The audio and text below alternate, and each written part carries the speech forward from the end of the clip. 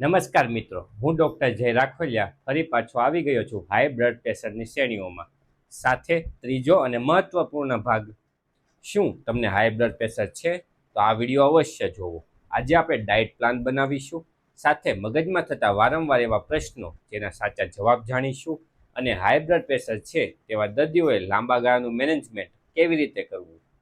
ચાલો આજે આપણે જિંદગીનો ખોરાક અને સમજણ ને સંતુલન શીખીએ.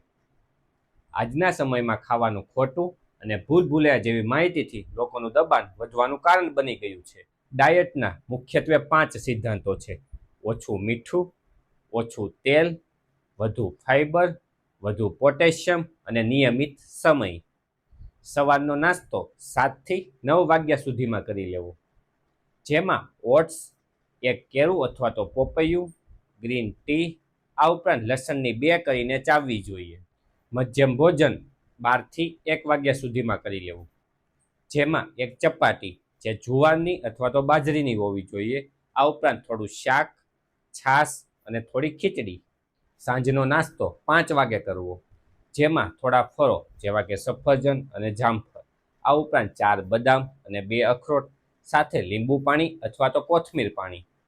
રાત્રિ ભોજન 8 વાગ્યા પહેલાં કરી લેવું, જેમાં 1-2 ચપાતી, થોડું શાક અને સૂપ જે આદુ અને હળદરનું બનેલું હોવું જોઈએ.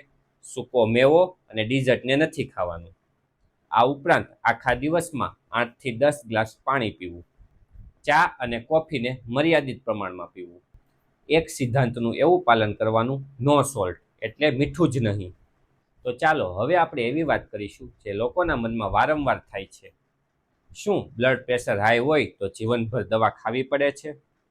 હંમેશા નહીં. જો તમે ડાયટ, યોગ અને તણાવથી દૂર રહેશો તો તમારી દવાનો ડોઝ ઘટાડી શકશો, પરંતુ ડૉક્ટરની દેખરેખમાં. ક્યારે પણ માથું દુખે એટલે દબાણ વધી ગયું એવું માની લેવાનું નહીં. માથા દુખવાના બહુ બધા કારણો છે. એકવાર બીપી મપાવો, ત્યાર પછી જ નિર્ણય લો. શું હું દારૂ અને સ્મોકિંગ છોડી દઉં તો બીપી ઘટી જશે?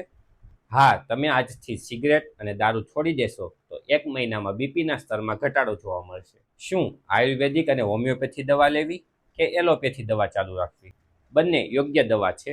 યોગ્ય માર્ગદર્શન લઈને આગળ વધવું.